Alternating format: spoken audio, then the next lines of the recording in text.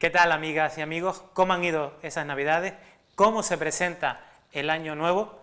Bienvenidos a este primer programa de 2017 de Con Más Salud, donde pretendemos seguir informándoles y formándoles en salud para que sigan teniendo una buena calidad de vida. Hoy el programa va a estar bastante interesante.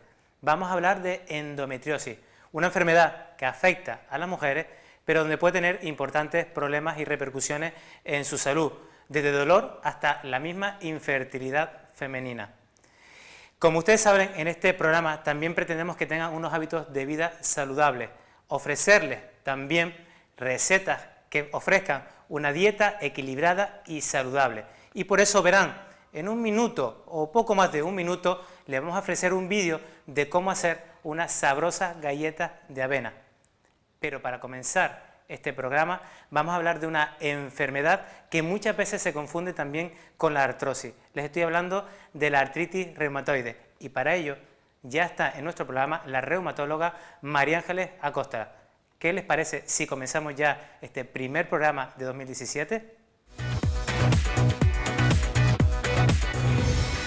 María Ángeles Acosta, reumatóloga. Muchísimas gracias por acudir de nuevo a nuestro programa Con Más Salud. Encantadísima de estar aquí otra vez con ustedes. Y en este caso para hablar de la artritis reumatoide. Sí, una enfermedad que afecta a muchos canarios y de la que todavía no habíamos hablado. ¿Pero qué es exactamente la artritis reumatoide y a quiénes pueden afectar esta enfermedad? Bueno, la artritis reumatoide es una enfermedad inflamatoria de las articulaciones y afecta a personas más o menos entre los 40 y 50 años, se suele comenzar, y más del doble a mujeres que a hombres. Es decir, se dan los dos sexos, pero más del doble a mujeres que a hombres. ¿Y se sabe la causa de que produce la artritis? ¿Por qué se produce la artritis reumatoide?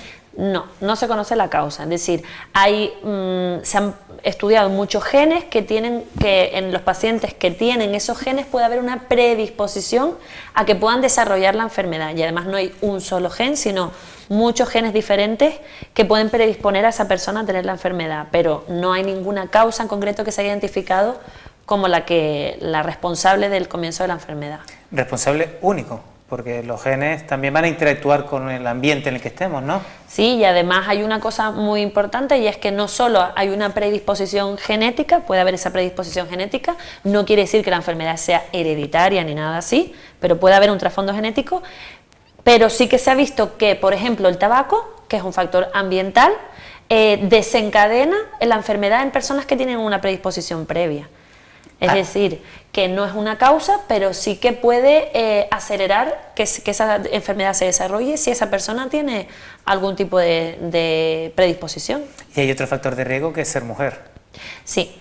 En el sexo femenino hay más riesgo y el tabaco, de los que están en nuestras manos poder cambiar, es el otro que se ha identificado. Nos dijiste también que muchas personas empiezan sobre los 40, 50 años a debutar, a empezar con esta enfermedad, pero también hay casos mucho más jóvenes, ¿no? Sí, de hecho hay un tipo de artritis reumatoide que es la artritis idiopática juvenil, que es un tipo de artritis reumatoide que empieza en la edad infantil, y luego es verdad que hay una artritis reumatoide que puede debutar en la edad en mayores de 65 años, que es pues la artritis reumatoide del anciano.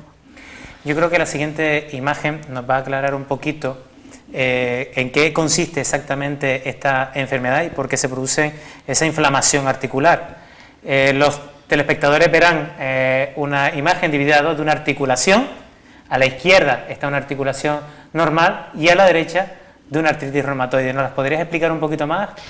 Sí, en la articulación normal, que es la que vemos a la izquierda, se ve el cartílago, que es la superficie del hueso, que está como si dijéramos amortiguada, lo que hace que el roce entre los dos huesos sea más suave, vamos a decir. Que es la zona celeste que vemos ahí. Justamente, la que se ve en color celeste, y luego tiene una membrana sinovial que es lo que recubre toda esa articulación. Pues en la artritis reumatoide se produce una inflamación de esa membrana, que es la membrana sinovial, y además se produce acúmulo de líquido dentro de la articulación. Para que se hagan una idea también los telespectadores, la membrana sinovial cubre toda esa articulación para mantener una cantidad de líquido que haga que los dos huesos y el cartílago no se friccionen, no rocen tanto y no se estropeen con tanta facilidad. Eso es. Y esa es la parte que está inflamada en esta enfermedad. Sí. ¿Y cuál es el problema de que haya esa inflamación? Porque no solo es que la inflamación vaya a producir los síntomas que ahora hablaremos, sino que esa inflamación, cuando está mucho tiempo dentro de la articulación, puede dañar el hueso que hay debajo. Y eso es lo que tenemos que evitar al empezar los tratamientos lo antes posible. Importante ese punto. ¿Qué manifestaciones suele tener esta enfermedad? Porque nos hablas de la articulación. Sí. Pero cualquier articulación. Las articulaciones que más se afectan en la artritis reumatoide, bueno, la artritis reumatoide es una enfermedad que afecta de manera, en la mayoría de las veces, de manera simétrica. Es bilateral, es decir, afecta a las dos manos, a las dos rodillas, a los pies. Las articulaciones más frecuentes son muñecas, metacarpofalángicas, que son las que decimos los nudillos, ¿no? Y las interfalángicas proximales. Y luego se afectan... Que son las de los dedos. Que son las de los dedos, las primeras de los dedos. Y luego se afectan con mucha frecuencia las rodillas y las articulaciones pequeñas de los pies. También se pueden afectar los hombros e incluso la articulación temporomandibular. Pero las más frecuentes son las que hemos dicho, muñecas, manos, rodillas. Y eso van apareciendo de forma progresiva. Sí, es una enfermedad que afecta, empezando de manera lenta hasta irse de manera aditiva, sumándose más articulaciones a ese cuadro. Y lo que va a producir es principalmente dolor. Es un dolor que además es un dolor de características inflamatorias. Esto quiere decir que es un dolor que aparece con el reposo de la articulación. El paciente te va a decir que cuando se acuesta a la cama por la noche lo despierta ese dolor, porque es cuando está en reposo cuando empieza a notarlo. Y no solo dolor, sino que se verá la articulación hinchada, se la ve tumefacta, y además eso produce cierto grado de rigidez. También nos cuentan los pacientes, cuando se levantan por la mañana me cuesta como engrasar, como empezar a moverme, ¿no? Efectivamente. O sea que es dolor, inflamación y rigidez, y eso además va a llevar a un grado de discapacidad. Primer punto para diferenciarla de la artrosis es ese tipo de dolor, que aquí es inflamatorio, o sea, de predominio por la noche, mientras que en la artrosis es lo que denominamos un dolor de tipo mecánico, que es cuando empezamos a movernos, cuando estamos en el movimiento. Exacto, es un dolor que aumenta con el movimiento, es la diferencia principalmente, aunque bueno, tiene matices porque hay veces que la artrosis en grados un poco más avanzados sí que puede tener algún tipo de dolor de características inflamatorias, pero bueno, es más infrecuente. Efectivamente, como es una enfermedad inflamatoria, pero que no afecta exclusivamente a las articulaciones, sino que hay otras zonas del cuerpo que también se pueden afectar, ¿no es así, doctora Costa? Sí, es una enfermedad sistémica. Lo que decimos sistémica es que puede afectar a muchos órganos del cuerpo. Puede producir nódulos reumatoides, que son unos nódulos que aparecen en las zonas de presión de las articulaciones. Como si fueran unos bultitos, como ¿no? si fueran unos bultitos, sí. Puede producir un síndrome seco, es decir, puede producir sequedad de los ojos y sequedad de la boca, que es lo que llamaríamos el síndrome de Sjögren secundario a la artritis reumatoide. Puede producir alteraciones a nivel pulmonar, son menos frecuentes, pero puede producirse alteración a nivel de renal, a nivel cardíaco, con inflamación de las membranas del corazón y a nivel de la piel. Pero bueno, pero no es lo habitual. No es lo habitual. La manifestación principal va a ser la afectación articular.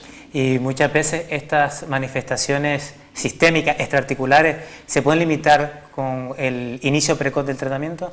Todas las manifestaciones que va a tener la artritis reumatoide tienen un buen control si ponemos el tratamiento adecuado y además lo antes posible para impedir que haya complicaciones. O sea que es importante que se fijen si aparece alguno de los síntomas Siempre que que hemos vigilar. nombrado, que nos lo comentan, ¿no? Exacto. De todas maneras no es tan fácil diagnosticar esta enfermedad, ¿verdad que no? No, porque implica muchas cosas. Tenemos que tener en cuenta muchas características de ese tipo de dolor, de qué tipo de articulación está afectada, de cuánto tiempo lleva la enfermedad y luego de marcadores que vamos a tener en la sangre, marcadores que nos implican inflamación o incluso otros marcadores que se han identificado que están asociados a la presencia de artritis reumatoide, como son el factor reumatoide o el antipéptido citrulinado cíclico, que es el anti-CCP, que es otro marcador típico de la artritis reumatoide. Pero que no necesariamente tienen que estar positivos, o sea, tiene que estar presente en la sangre para tener esta enfermedad. No, ni mucho menos. Si lo hay más, vamos a decir, más posibilidad de que sea una artritis reumatoide, pero que sea negativo no quiere decir que no la tenga, porque de hecho hay un tipo de artritis que se llama artritis reumatoide seronegativa, quiere decir que ese factor es negativo, el factor reumatoide. También te hago estas preguntas porque mucha gente tiene dolores articulares y piensan que tiene reuma, una palabra muy conocida en el argot popular, pero sin embargo lo que tienen es artrosis. ¿Nos enseñas a diferenciar un poquito una artritis reumatoide de una artrosis, aunque ya dijimos algo sobre el tipo de dolor. Sí, sí, sí. Además es una pregunta súper frecuente, súper frecuente. La artritis reumatoide hemos dicho que es una enfermedad inflamatoria articular. Para un segundo. Vale, paramos. Vamos a fijarnos en la imagen, Vale. otra vez como al principio. En la imagen de la izquierda vemos una articulación normal, con su hueso, el cartílago que aparece en la zona más marrón ahí y esa membrana que tú decías. En el medio está una articulación que padece artritis y en rojo aparece esa inflamación de esa membrana sinovial que tú comentabas antes y que muchas veces también tienen líquido dentro, por eso se ve la articulación hinchada. Y al final tenemos la artrosis, ¿no? En la derecha. Exacto. La de la artrosis, que es lo que hacemos hincapié siempre, que artrosis quiere decir es un proceso degenerativo de las articulaciones. No inflamatorio. No inflamatorio, degenerativo. Todas las personas, si vivimos muchos años, pues todas tendremos cierto grado de artrosis en la articulación, porque no es más que el desgaste de ese cartílago que hemos comentado. Es decir, vamos a decir 3 en 1 de la articulación, lo que hace que esté bien amortiguada, bien hidratada y que el roce entre los huesos esté lo más engrasado posible. Ese cartílago se va desgastando con los años, se deshidrata y pierde esa capacidad que tiene. Entonces es cuando se produce la artrosis.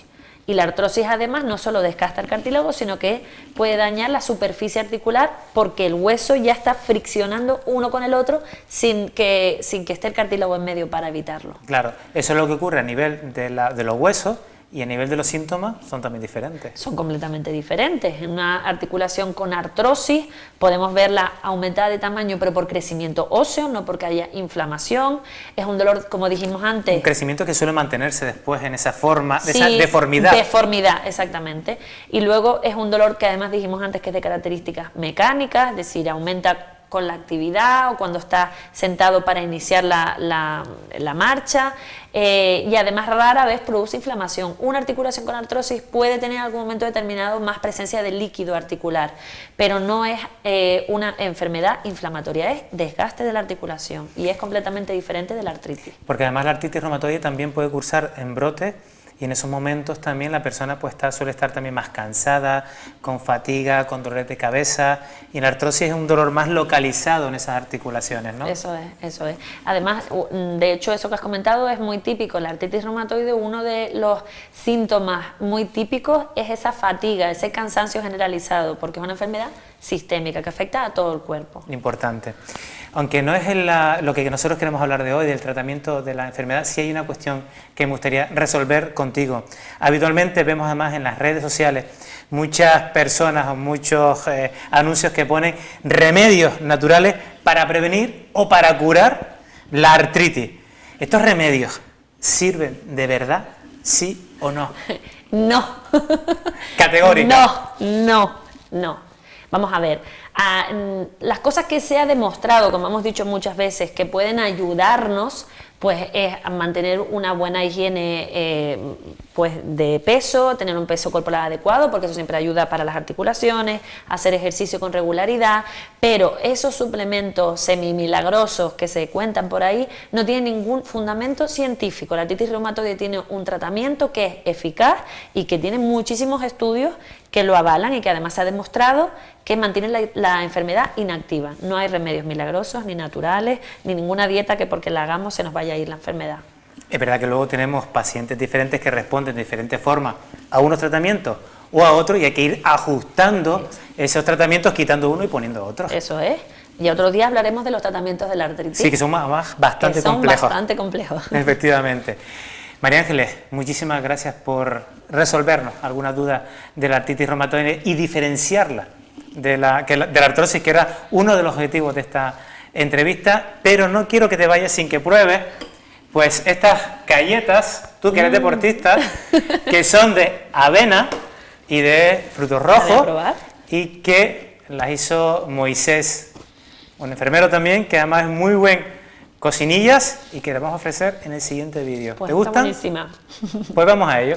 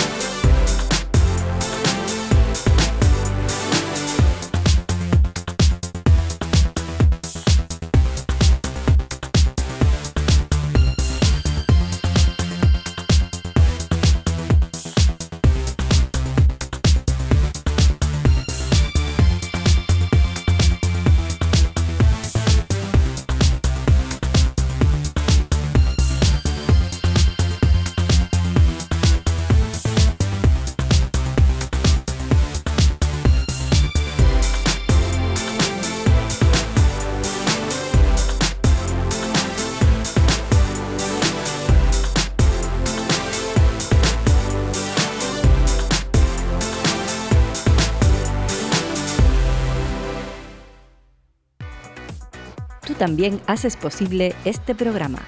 Contacta con nosotros a través del Facebook, en facebook.com/conmassaludtv o a través del correo electrónico conmassaludtv@gmail.com. Haznos llegar tus ideas, sugerencias y aquellos temas que te gustaría que tratásemos en el programa. Te esperamos.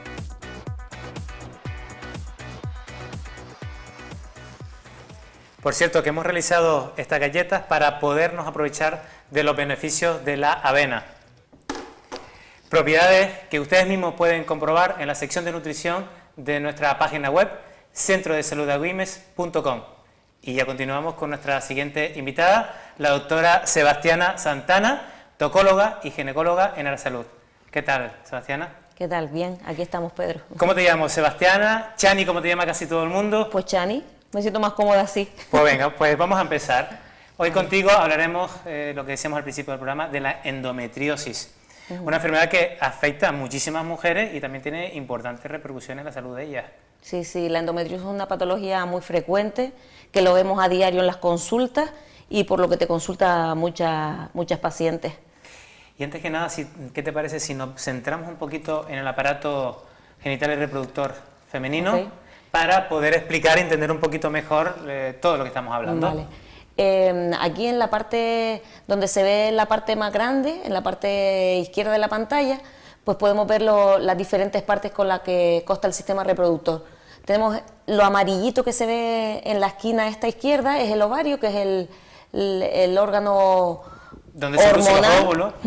Y luego tenemos lo que continúa es la trompa, que es lo que comunica ya con todo lo que es el cuerpo uterino, el útero o matriz, como vulgarmente se conoce. Y lo último, el conito de abajo es la vagina. Dentro del útero, o sea que la parte esa que se ve como un triángulo en el centro, que es la que está metido dentro del círculo, que pueden ver los telespectadores. Todo eso rosadito es la cavidad uterina, que es donde se quedan los embarazos, y la rayita finita que vemos, que lo recubre, es el endometrio, que es la primera capa, la más interna de todas. De esa cavidad, la capa más interna es el endometrio. Es el endometrio, que es toda la capa que recubre esa cavidad virtual. Y luego tenemos lo más amarillito, la parte más externa, lo más gruesito que se ve es el miometrio, que es la capa muscular. Aunque hablaremos en otro programa de eso, pero es ahí donde está, donde se producen los miomas. Los miomas, exactamente. Y fuera de todo eso lo cubre otra membrana. Otra membrana que se llama perimetrio, o serosa. Exactamente. Aquí tenemos una imagen más cercana de lo que es el endometrio, esa capa interna de esa cavidad uterina, que es donde se produce, donde se quedan implantados los embriones, sí, para luego que se forme el embarazo, la matriz. Sí, es súper importante porque conociendo el endometrio vamos a intentar conocer un poco cómo es la fisiopatología un poco de la endometriosis y todos esos síntomas. Efectivamente, porque además esta zona se queda modificada también con el ciclo ovárico, sí, y con el ciclo menstrual, que si te parece nos lo explicas, sí, también en esta siguiente imagen. Sí, aquí lo que vemos es que el ciclo ovárico, o sea, el ovario, aquella cosita amarilla que vimos ahí, pues influye sobre el endometrio, sobre la cara interna del útero. ¿Por qué? Porque cuando nos viene la menstruación, tenemos en la primera fase, la primera quincena después de la regla, en el ovario se forman los folículos y ahí se produce una serie de cambios hormonales que influyen sobre el endometrio, que es lo que vemos en la parte izquierda de la pantalla. Precisamente para que ese embrión se pueda implantar. Exacto, en esa, para formar como el nido. Exactamente, como el nido. Entonces vemos que es la rayita rosada que se ve lo más rojito, es el endometrio, y vemos como a medida que bajamos en la pantalla se va engrosando. A mitad de mes se produce la ovulación, hay otra descarga hormonal, se suelta el óvulo, y si ese óvulo no se implanta, o sea, si no se queda la mujer embarazada, no se queda embarazada, pues el endometrio, que es lo que vemos en la parte izquierda de la pantalla, llega un momento, a medida que avanza, o sea que esa progesterona, esas hormonas van influyendo sobre el endometrio, si no se implanta el embrión, no se forma el embarazo, se despega, que sería la siguiente regla. Efectivamente. ¿Vale? Y esto tiene relación con el tema que estamos tratando hoy, porque precisamente la endometriosis tiene que ver con el endometrio, ¿no? Con esa regla, con ese endometrio. O sea, ¿qué es exactamente entonces la endometriosis? Mira, la endometriosis es una patología ginecológica crónica que en lo que consiste es que ese tejido endometrial que está dentro de la cavidad uterina, que es lo que vemos ahí en la parte derecha de la pantalla, pues está por fuera del útero. Aparece en otro sitio. Aparece en otro sitio que no es el útero, que no le corresponde. La causa suele ser desconocida. La teoría más implantada es la teoría de la implantación por menstruación retrógrada, o sea que la regla va hacia atrás. No solamente hacia la vagina. Exacto, sino sale por las trompas y entonces se implanta en diferentes sitios, ¿vale? Que son los implantes de endometriósico. Aquí lo que vemos en la pantalla, en la parte izquierda, En la parte derecha. en la parte derecha, perdón, es lo que vemos, es un corte de una persona, como si fuera la mitad, así. Y lo estamos viendo por dentro, ¿sabes? Como la mitad, y lo que vemos... Teniendo en cuenta que por allá está el culete. Exacto, detrás. la parte de acá es la sínfisis, que es, o sea, el pubis, la parte, o sea, a ver si nos entendemos, la parte anterior es la que está hacia tu lado y este es el culete. Efectivamente. Entonces, todos los puntitos rojos estos, es zonas donde se pueden implantar. O sea, se puede implantar. En el colon, que es lo que está justo delante de la columna, en la vejiga, que es esa cosita anaranjada y marrón que se ve delante, y por fuera esos puntitos ahí puede ser el intestino, el apéndice, hasta en el ombligo. Podemos tener implantes endometriósicos. En toda la pared abdominal, por lo que vemos Exacto. también, ¿no? Y en la imagen de la izquierda vemos en color más oscuro esos pequeños implantes que también se le llaman quistes de chocolate. Quistes de chocolate, ¿no? Cuando se forman en el ovario. Cuando se forman en el ovario. En el ovario se forman los quistes y se dicen de chocolate porque cuando lo ves, cuando los operas, la imagen es como tienen chocolate por dentro. Y aquí vemos una imagen, por ejemplo, de cómo se ven esos implantes. Esto es una imagen de la laparoscopia. Es una imagen de la laparoscopia y vemos esos implantes ahí. Hay de color más oscuro, ¿no? Irregulares. Y también que sobresalen y que están hechos también de endometrio. De endometrio. Por eso quedan influidos por el ciclo menstrual. Claro, claro, porque cuando a la señora le viene la regla, sangra el endometrio, sangra hacia su vagina, pero eso también sangra, porque está influenciado por es tejido endometrial que hay fuera y eso sangra y lo que te produce es una reacción inflamatoria que es la que te justifica toda la sintomatología posterior. Porque está en un sitio que no le corresponde. Exacto. Vale, entonces, ¿qué síntomas podemos tener sin ser el dolor? Mira, los síntomas más fundamentales es eso, el principal y lo más característico es el dolor. Dolor con las reglas, dolor con las relaciones, lo que te viene contando la señora, dolor entre regla y regla, antes y después de la regla, o sea, la clínica característica es el dolor. Y luego ya el otro síntoma que está asociado es la esterilidad, que la paciente lo que te cuenta es, doctora, es que tengo mucho dolor con la regla y encima no me quedo embarazada, porque todo ese proceso produce adherencia dentro de la cavidad abdominal y puede producir esterilidad. Sin esa esterilidad y ese dolor, ¿hay algún otro síntoma que una mujer pueda decir o pueda sospechar que ella pueda tener una endometriosis? Hombre, la característica porque tampoco es tan fácil el diagnóstico, ¿no? De hecho, hay hasta un 15, un 30% de pacientes que están asintomáticas, que simplemente lo ves tú en una exploración de rutina porque te encuentras esos quistes en la ecografía, pero el síntoma fundamental es el dolor y la esterilidad. Hombre, en endometriosis muy complicada, que pueden implantarse en la vejiga o en el recto, puedes tener a veces hematuria, o sea que la señora orine sangre o que tenga sangre en la caca, pero eso ya es en casos de endometriosis muy graves, muy graves. O incluso de mujeres con problemas de incontinencia también urinaria, ¿no? Porque le está irritando constantemente esa vejiga, sí. ¿no? ¿Con qué otras enfermedades se puede confundir la endometriosis? Hombre, siempre que como es una patología que lo que produce dolor, sobre todo en la parte inferior del abdomen, pues con patología que pueda producir dolor, como puede ser el colon irritable, otras patologías intestinales, como puede ser el Crohn y la colitis ulcerosa, también con patologías ginecológicas que pueda producir dolor, otros quistes en los ovarios, miomas muy grandes que hagan clínica compresiva, que produzca dolor, todo es en relación con otras patologías digestivas. Me nombraste la ecografía, ¿es el único medio del que disponemos para confirmar que una persona tiene endometriosis? Mira, actualmente lo que se dice es que la confirmación de la endometriosis fundamentalmente es por la sospecha clínica y por la exploración clínica que tú le haces a la paciente en la consulta, que tú tengas un tacto, la clínica que te cuenta lo de los síntomas, o sea, el dolor, la esterilidad, y tú al explorarla tengas una exploración dolorosa,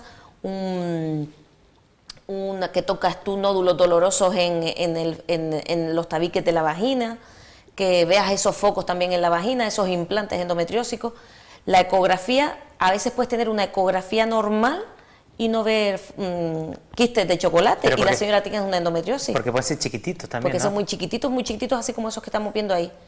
Luego se habla de la laparoscopia, pero la laparoscopia ya no tiene una utilidad en el diagnóstico, sino más bien, sobre todo por el coste-beneficio que supone hacer una laparoscopia. Claro. Más bien es si lo vas a orientar a tratamiento quirúrgico. Y luego, desde el punto de vista práctico, si a ti te viene una señora con clínica de dolor, con clínica de esterilidad, y le pones tratamiento, que ya ahora lo hablaremos, y la señora mejora, tú dices, pues esto tiene toda la pinta de ser una endometriosis. Claro. ¿Podemos sospechar una endometriosis también en estas niñas o adolescentes que suelen venir con dolores menstruales de repetición? Sí, hombre, claro, siempre el dolor con la regla, sí, sobre todo no se alivia con tratamiento oral, y a veces te dicen, es que tengo que ir de vez en cuando a urgencias a ponerme algo pinchado porque no se me quita.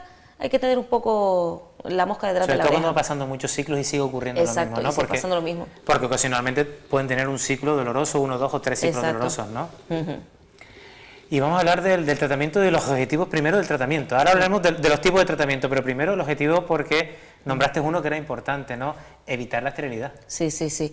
Vamos a ver, cuando ya la paciente llega contándote que le cuesta quedarse embarazada y tiene toda esa sintomatología, hombre, ya la endometriosis ahí es franca y el tratamiento ya va, el evitar el que la señora quede estéril es antes de que llegue a contarnos que le está costando quedar embarazada. ¿Vale? Tienes que tratarlo antes, tanto el tratamiento sintomático como evitar que progrese la enfermedad, porque si ya progresa mucho es cuando ya te produce el que la señora te cuente que dice, mira, es que no me quedo embarazada. ¿Y los tratamientos que disponemos? Entonces, el objetivo fundamental es tratar los síntomas, el dolor, ¿vale? Que ya tenemos, exacto, el dolor, o sea, ya sea con analgesia, tratamiento hormonal, o que ahora ya lo contaremos, y el evitar la progresión de la enfermedad es en pacientes que ya tienen que tú en la ecografía le ves ya un quiste de chocolate, tú dices, pues eso hay que entrar a la laparoscopia a tratar, o en pacientes que trata sintomáticamente y no mejora, pues tú dices, pues también hay que tratar con cirugía. Claro, importante. ¿Nombraste el tratamiento hormonal? Sí, como ya dijimos al principio, la endometriosis se produce porque esa sangre que está en el endometrio, dentro del útero, que se produce por ese ovario que está funcionando, si sangra el útero, pues sangra esos implantes. Entonces, ¿qué tenemos que quitar? La regla. Entonces, el tratamiento va encaminado a disminuir esa cantidad de regla para disminuir el dolor y encaminado a quitar definitivamente la regla. Definitivamente quiero decir unos meses. Entonces, es poner tratamiento con píldoras anticonceptivas en pauta cíclica para disminuir la regla o en pauta continua, como a veces damos, durante unos meses, quitarle la regla, darle los anticonceptivos continuamente para que no menstrue, entonces no menstruan y no sangran los implantes, entonces mejoran el dolor. ¿Pero hacen desaparecer esos implantes? No, el tratamiento hay que tener en cuenta que la paciente, el quitar el implante es la cirugía, ¿vale? Pero tiene que saber que es un tratamiento a largo plazo. La endometriosis va a estar siempre ahí. Mientras tenga menstruación, mientras la paciente sea fértil, va a tener endometriosis. Una vez que llega la menopausia, puede desaparecer. Puede. Hay casos en los que puede Claro, perdurar. si tú tienes implantes, te van a estar ahí activados, pero no se te va a quitar hasta que la regla, el ovario deje de funcionar con la menopausia. ¿Y qué pasa con aquellas mujeres, por tanto, que quieran quedarse embarazadas? Pero claro, si le damos los anticonceptivos, no pueden quedarse embarazadas. Claro, esas ya van directamente a tratamientos de esterilidad. Esas van Y en directamente este caso, fundamentalmente cirugía, deduzco. Sí, hombre, vamos a ver. Lo que hacemos nosotros con la cirugía es quitar implantes de endometriosis, quitar adherencias. Pero si esa paciente ya sus trompas están muy afectadas, van directamente a una técnica de reproducción, a una fecundación in vitro, ya van directamente a esa técnica de reproducción. O sea que eso ya es para hablar un tema aparte Es y un otro tema día muy largo aparte. En este programa, si te parece, también. Chani, muchísimas gracias. Gracias a ti, Pedro, para cuando quieras. Por ayudarnos a entender un poquito más la endometriosis, Okay. Fundamentalmente una enfermedad, como tú bien dices, bastante dolorosa, ¿vale? Y sobre todo para que las mujeres, a partir de hoy, puedan entender que hay que sospechar también esta enfermedad y descartarla si tienen dolores, por ejemplo, con la regla. Exacto. Yo antes de que te vayas quiero ofrecerte las galletas que hemos realizado hoy en el programa. Muchas galletas gracias. de avena y de arándano, y que espero que te gusten. Muchas gracias. Muchas gracias a ti. Bueno, y nosotros nos despedimos ya en este primer programa de 2017 y les esperamos la próxima semana en este mismo canal y por supuesto con más salud. En el próximo programa hablaremos sobre los usos de la morfina y los mitos relacionados con la misma. Conoceremos los tratamientos más avanzados en blanqueamiento dental. Y aprenderemos algo más de las hernias de hiato.